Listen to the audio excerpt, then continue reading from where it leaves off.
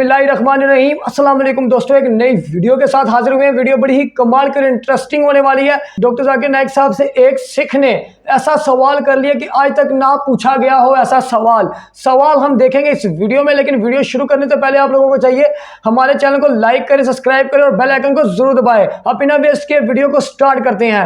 In the heaven above, in the earth beneath, in the water beneath the earth. Thou shalt not bow down to them, nor serve them, for I, thy God, thy Lord, is a jealous God. बिस्मिल्लाहिर्रहमानिर्रहीम। अस्सलामु अलैकुम नाज़रीन, दीन दुनिया channel में आपको खुश आमदीद कहते हैं। नाज़रीन, दुनिया के अक्सर मज़ाहिब में खुदा और माबूद को बेजान मुजस्सिमों, तस्वीर और यादगारों में तलाश किया जाता है। तरह तरह की बेतुकी इबादत की जाती हैं। कोई ढोल बजाता है और सीटी तो कोई तालियां पीटता है। मोमबत्ती अगरबत्ती लगाकर खुदा को खुश करने की कोशिश की जाती है। मगर इस्लाम ने इन सारे तसव्वुरात की नफी की है और अकीदा तौहीद एक ऐसी इबादत दी जिसमें किसी तौर पर कोई अजीबो गरीब हरकत नहीं होती, निहायत शाइस्तगी के साथ इबादत की जाती है। मगर दूसरे मज़ाहिब को शायद ये शाइस्तगी और तहजीब पसंद नहीं आती, इसलिए वो इस्लाम में खुदा के तसव्वुर पर उंगलियां उठाते हैं। जो नहीं उठाते वो भी इस प्रोपेगंडे का शिकार हो जाते हैं। नाज़रीन, एक सिख शख्स ने भी डॉक्टर जाकिर नाइक से खुदा के तसव्वुर के बारे में अहम सवाल किया। उसका क्या कहना था आपको बताते हैं और इसके जवाब डॉक्टर साहब ने क्या किया इसका भी अंग्रेजी से हिंदी और उर्दू में तर्जुमा करके आपको बताते हैं। पहले आप इस शख्स का सवाल सुनिए। मेरा मुसलमानों के साथ बहुत गहरा ताल्लुक रहा है क्योंकि मैंने बचपन में बहुत वक्त मुसलमानों के साथ गुजारा। एक सवाल मेरे जहन में हमेशा उलझन का बायस बना रहा।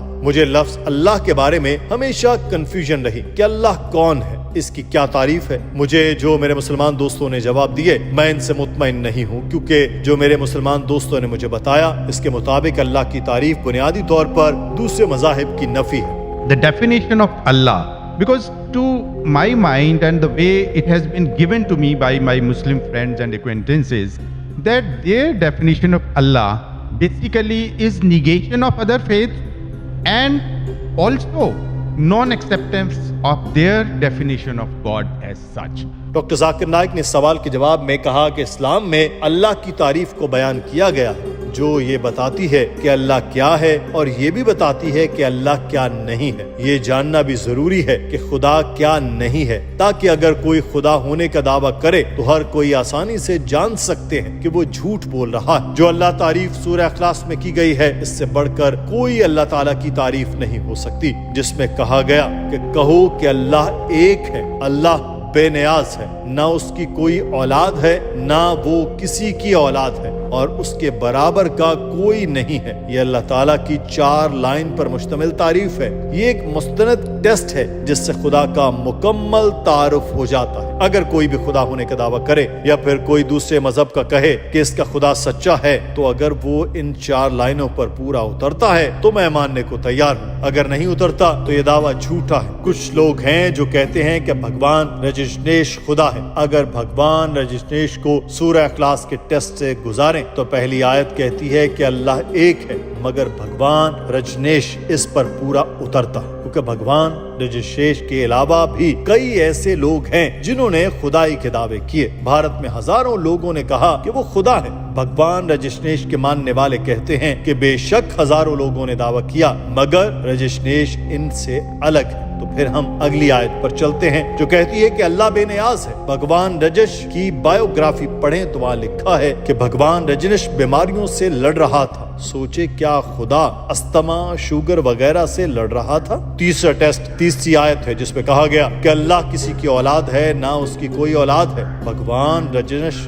मध्य प्रदेश में पैदा हुआ और 1981 में वो अमेरिका गया। इसने हजारों फॉलोअर्स इकट्ठे कर लिए। वहाँ इसको अमेरिकी पुलिस ने गिरफ्तार कर लिया तो रजनीश ने दावा किया कि पुलिस उसको जहर दे रही है। सोचे क्या ऐसा हो सकता है कि खुदा को कोई जहर दे। 1985 में भगवान रजनीश को अमेरिकी हुकूमत ने निकाल दिया। वो भारत वापस आया और पुणे में बस गया। वहाँ ओशो कम्यून के नाम से एक सेंटर खोला। आज अगर आप इस सेंटर में जाएं और इसकी समाधि में जाएं तो वहाँ लिखा है कि भगवान रजनीश कभी पैदा हुआ न मरा, मगर इसने दुनिया का एक विजिट किया। वो दुनिया में 1931 में आया और 1990 को चला गया। मगर वो इसकी समाधि पर ये लिखना भूल गए कि इसको 21 मुल्कों ने वीजा नहीं दिया था। تصور کریں خدا اس دنیا میں آیا، مختلف ممالک کے دورے کیے اور اس کے لیے اس کو ویزوں کی ضرورت پڑنی تھی، اور آخری ٹیسٹ ہے کہ اللہ کے برابر کوئی نہیں۔ اگر آپ خدا کا موازنہ کسی بھی شے سے کرتے ہیں وہ خدا نہیں، کیونکہ خدا کا موازنہ ہو ہی نہیں سکتا۔ ہم رجنیش کو جانتے ہیں، اس کی سفید داڑھی تھی، ایک ناک، ایک منہ اور 2 ہاتھ تھے، یہی سب باقی انسانوں کا ہے۔ تو جب ہم خدا کا کسی بھی شخص یا شے سے موازنہ کر سکیں، اسی لمحے ہم پر آشکار ہو جاتا ہے کہ وہ فلاں خدا نہیں ہے۔ ڈاکٹر ذاکر نائک نے ایک اور مثال دیتے ہوئے کہا کہ اگر کوئی شخص کہے کہ خدا آرنلڈ شوازنیگر سے 1000 گنا طاقتور ہے، آرنلڈ کو دنیا کے سب سے طاقتور شخص کا خطاب ملا تھا، مگر جیسے ہی آپ آرنلڈ کا خدا سے موازنہ کر سکیں تو سمجھ لیں کہ وہ خدا نہیں ہے۔ That the moment you can compare God to anything in this world, He is not God. وَلَمْ يَكُنْ لَهُ كُفُوًا أَحَدٌ. We know Bhagavan Rajneesh. He had a white beard. Like the human being, he had 2 eyes, 1 nose, 1 mouth, 2 hands. The moment you can compare God to anything in this world, He is not God. اس شخص کے سوال کے دوسرے حصے کا جواب دیتے ہوئے ڈاکٹر صاحب کا کہنا تھا کہ آپ نے سوال کیا کہ لفظ اللہ دوسرے مذاہب میں خدا کے تصور سے متصادم کیوں ہے؟ در حقیقت یہ غلط فہمی ہے کہ قرآن میں اللہ تعالیٰ کا تصور دوسرے مذہب سے متصادم ہے۔ یہ دوسرے مذاہب کے طرز عمل سے متصادم ہے، میں اس بات سے متفق ہوں، لیکن دوسرے مذہبی صحیفوں سے متصادم نہیں، کیونکہ بدقسمتی سے اکثر مذاہب کے پیروکار چاہے وہ عیسائیت سے ہوں یا ہندو مت سے، وہ اپنے صحیفے نہیں پڑھتے۔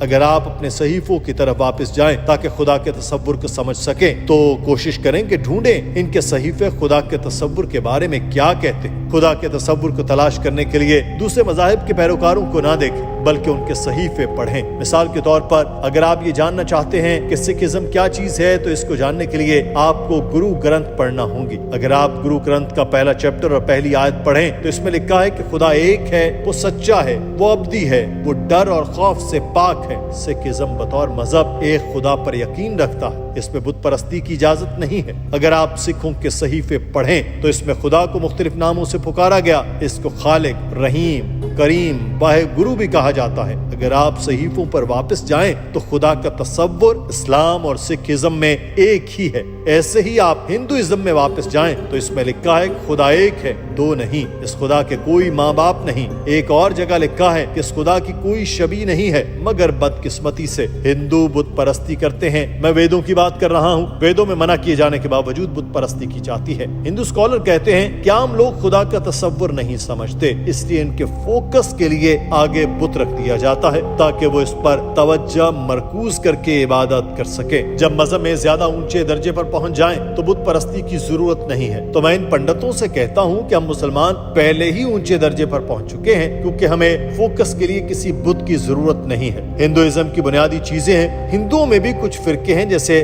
آریہ سماج ہے جو بت پرستی بالکل نہیں کرتے۔ ایسے اگر آپ عیسائی صحیفے پڑھیں تو اس میں بھی بت پرستی کی اجازت نہیں، مگر کیتھولک اپنے چرچ میں خدا کا بت لگاتے ہیں، وہ کہتے ہیں کہ جیسس خدا ہے، نعوذ باللہ۔ Because the scholars of Hinduism, they tell that, see, Brother Zakir, you know, at the lower level, people don't understand, so for concentration we require the idol.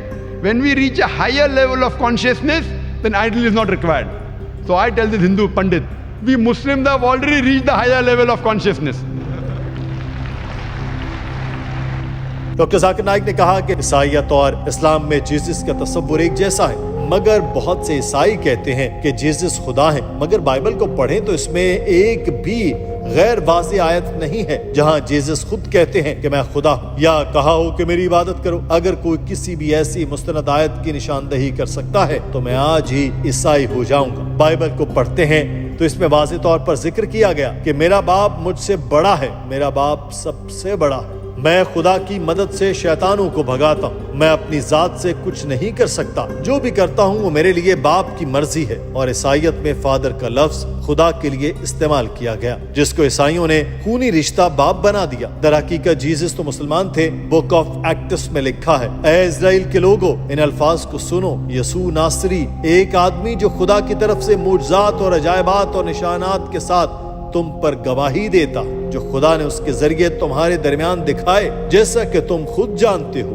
یہودیت اور عیسائیت کے صحیفوں کے مطابق بھی خدا ایک ہی ہے۔ بائبل میں لکھا ہے کہ میرے علاوہ تمہارے دوسرے معبود نہ ہوں گے، تو اپنے لیے کوئی بت یا مشابہ نہ بنانا جو اوپر آسمان میں یا نیچے زمین میں یا زمین کے نیچے پانیوں میں، تم ان کے سامنے نہ جھکنا اور نہ ان کی خدمت کرنا، کیونکہ میں خداوند تمہارا خدا غیرت مند خدا ہوں۔ It's mentioned Gospel of John, chapter number 14, verse number 28. Jesus Christ, peace be upon him, said, "My Father is greater than I."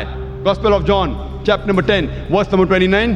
My Father is greater than all. Gospel of Matthew, chapter number 12, verse number 28. I cast out devils with the Spirit of God. Gospel of Luke, chapter number 11, verse number 20. I with the finger of God cast out devils. Gospel of John, chapter number 5, verse number 30. I can of my own self do nothing. As I hear, I judge, and my judgment is just. For I seek not my will, but the will of my Father. Doctor Zakir Naik نے اس شخص سے کہا کہ خدا کے تصور کے بارے میں مزید جاننا ہے تو آپ میرے لیکچر دیکھ سکتے ہیں۔ میں نے آپ کو ایک چھوٹا سا حصہ سنایا جس میں آپ کو خدا کی تعریف بتائی۔ دنیا کے بڑے مذاہب میں خدا کے بارے میں ایک ہی تصور ہے۔ ہم ایک ہی خدا پر یقین رکھتے ہیں جس کی کوئی تصویر نہیں ہے، اور ہم صرف اسی کی عبادت کرتے ہیں اور کسی اور سے امید نہیں رکھتے۔ ناظرین، آج کی ویڈیو کے بارے میں آپ کی رائے کیا ہے؟ کامنٹ سیکشن میں ضرور آگاہ کیجیے۔ اپنا خیال رکھیے۔ اللہ حافظ۔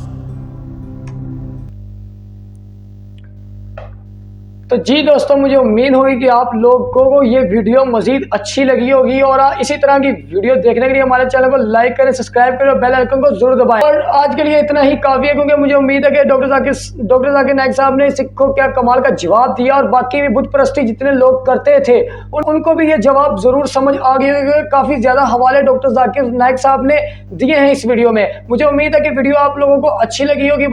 مجھے امید ہے کہ آپ لوگوں کو ویڈیو اچھی لگی ہوگی۔ اگر ویڈیو آپ کو اچھی لگی تو کمنٹ میں ضرور بتائیے گا۔ اسی طرح کی ویڈیو دیکھنے کے لیے ہمارے چینل کو لائک کریں، سبسکرائب کریں اور بیل آئیکن کو ضرور دبائیں۔ اور اینڈ میں یہ کہنا چاہتا ہوں کہ اپنے ماں باپ کی خدمت کیا کریں، اور میں بہن بھائیوں کا خیال رکھا کریں، اور صفائی کا بھی زیادہ خیال رکھا کریں۔ تب تک دیں ہمیں اجازت۔ اللہ حافظ۔